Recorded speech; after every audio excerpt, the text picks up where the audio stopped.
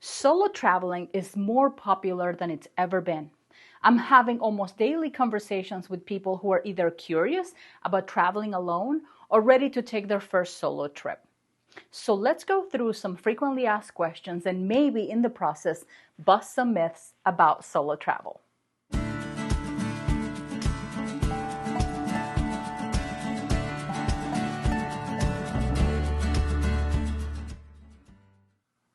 Hi, I'm Alex. Welcome. I'm glad you're here.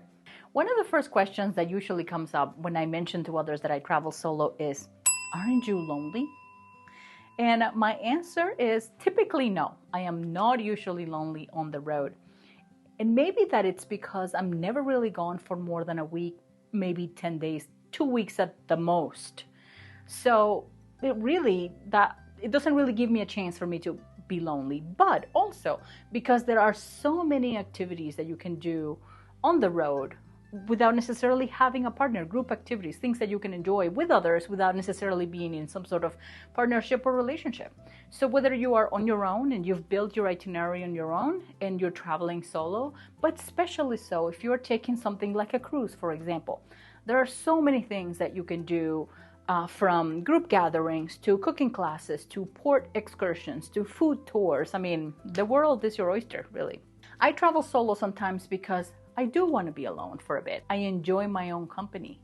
However, I could see what somebody who's perhaps not used to traveling alone might be concerned with a little downtime and, the possibility of perhaps feeling lonely. I say, enjoy the activities, but also learn to enjoy being by yourself. I think early on, one of the things that I tended to do was overbook myself because I just wanted to take it all in and make sure that I was just making the best of my time. I think as time has gone on, I've kind of backed off a little bit from that. I also lean on technology to stay connected with my family, my friends, my kids, my husband, everybody from the road. And I do feel once in a while that I like to share a particular experience with someone. And in those cases, I typically call my husband or my family and chat on the phone. And that's kind of my way of sharing and not necessarily feeling like I'm isolated. The other thing that I do, and this is a big one, I also use video and photography to share the places that I visit with others. So a piece of advice might be having a side hobby like that you can take with you that also helps you, be focused and have some fun and then come back home and share your memories with others. Frequently asked question number 2, do you feel safe? Well, you know what? Yes, I do for the most part. My philosophy here is I am in charge of my own personal safety. I don't ever outsource that to anyone. Airline, hotel, train, cruise line, risk can be mitigated with common sense. Now, obviously, there are some things that you need to do, particularly as a solo female traveler, right? And I have actually a video on safety and health on the road, and I'll put it somewhere over here. But particularly as a solo female traveler, right, that at the end of the day, you need to take care of yourself. You can remove much of the risk by being thoughtful with your travel plans, by being prepared. I do want to say that you cannot remove 100% of the risk all of the times, right? There are always going to be situations you didn't expect. So preparedness here is your best course of action. But yeah, for the most part, I do feel safe on the road, and that has a lot to do with the choices I make. Frequently asked question number 3, and this is a good one. How do you tell your friends and family that you want to travel solo? Well, I tell my friends and family the truth. I tell my friends and family that I travel solo because I want to see many places in the world, and I really can't bring everyone with me all the time. But also, solo travel is my personal self-care. So my advice to you is be honest, tell them the truth. I travel solo because blank, blank, blank. Fill in the blank, right? Everybody is going to have a different reason why they travel by themselves, sometimes multiple reasons. So I say be truthful, be honest, craft your story and tell them so. Now, I appreciate that some family and friends may not necessarily understand your choices. But then again, nobody really has to. I may not necessarily understand why a family member or friend does certain things either, right? The most important piece of advice that I can give you is follow your passion and do what you need to do for yourself. Now, Be kind and thoughtful with the people who provide advice, but also know in your heart that you don't need anyone's permission. So get out there and do your thing. Number 4, how do you afford to travel solo? This is a big one, right? Because, we're all on a budget. Nobody has unlimited resources. Well, nobody I know. I get creative. I have a budget for travel. I try to find ways to save on my trips, right? This is not a budget travel channel. This is not a luxury travel channel either. I am somewhere in between. But certainly, like everyone else, I want to get the best bang for my buck. I am, first and foremost, a points person.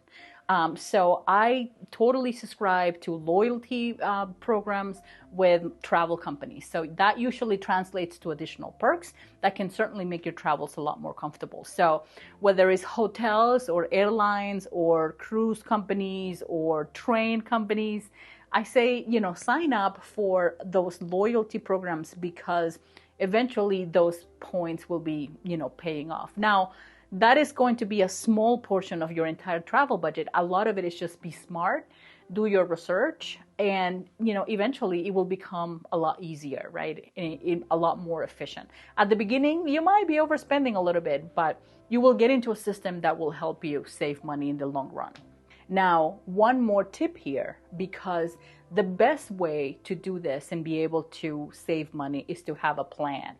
If you just wish you could travel more, but you don't actually have a plan to put in place, then it won't magically happen, right? A goal without a plan is just a wish, right?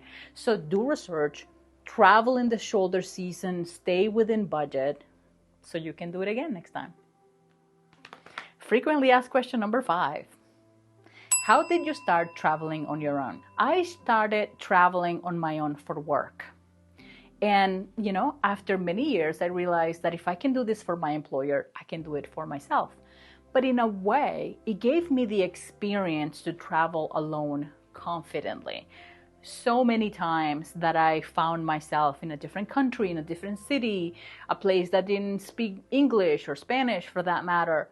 And it was, I just sink or swim, right? You just figure it out, early on without necessarily having a smartphone with me. So those experiences really gave me the confidence to be able to do, a lot more travel by myself today. And I continue to travel for work today. I still work full time. Now, more recently, what I decided to do more and more, I just started with short trips, manageable trips, and it's been a lot of fun. So if you're wondering how to start, I say choose a destination, make a plan, and go. And I know it sounds a little overly simplified, but at the end of the day, that's it. Have the courage to start, take baby steps if you have to, and you'll enjoy it. Here is number 6, another very common question that I get asked all the time, and it's, don't you have anyone to travel with you? I do, but that's not the reason why I travel alone. I mean, my husband is busy. My friends are in different phases of their lives. I just have decided not to wait for the perfect time. We always say, oh, when this happens, I'll go. And, when this person is free up, those perfect times don't necessarily exist. So also, traveling by yourself is so much more efficient. You don't have to negotiate with a partner or a friend on where you want to dine, what attractions to visit, the exact schedule that works for you both. I mean, don't get me wrong, I love traveling with my family, but I also love traveling by myself because it's totally different. All right, question number 7. How do you plan your trips or select a destination? Well, honestly, I have the longest running bucket list in the world. So I don't have a shortage of places to pick. I'm constantly scanning for deals, and sometimes, or most of the times, I like to travel in the off season. It's cheaper and there's a lot less people. So I like that. Sometimes it's a spur of the moment thing.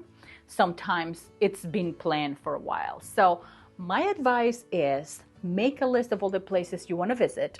I use a spreadsheet. I know, geek alert. I have a column for basically what people agree it's the best season to travel, and then I have another column with the shoulder season. So for example, Alaska, that may be, I don't know, June, July, August for the best season to travel. And then maybe in my shoulder season, I would say maybe May, maybe September, October. And that gives me really a good idea of, the times that I may, want to visit. And it just helps me plan a lot more.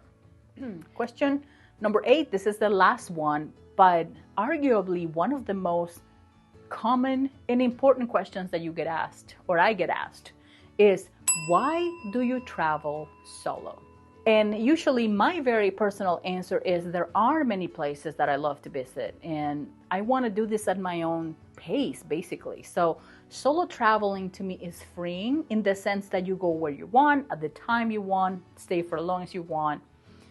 You don't have to compromise on decisions like restaurants and venues and all of that stuff we just talked about. Even what destinations to travel to. So I personally travel solo as a form of self-care. I have a very hectic profession. My life is very busy, like probably all of you. So life gets busy, it gets loud, and I like to get away to recharge. Again, that does not mean that I only travel solo. My husband comes with me in many trips, but our schedules don't always align. So whatever your reason for traveling solo, give it a try.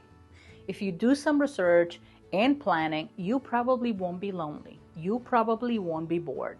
Stay safe, stay connected, bring back some great memories that will last a lifetime. So friends, I hope that this was helpful and inspires you to get out there and see the world. Please give me a thumbs up if you like this video, and I will see you in the next one. Bye!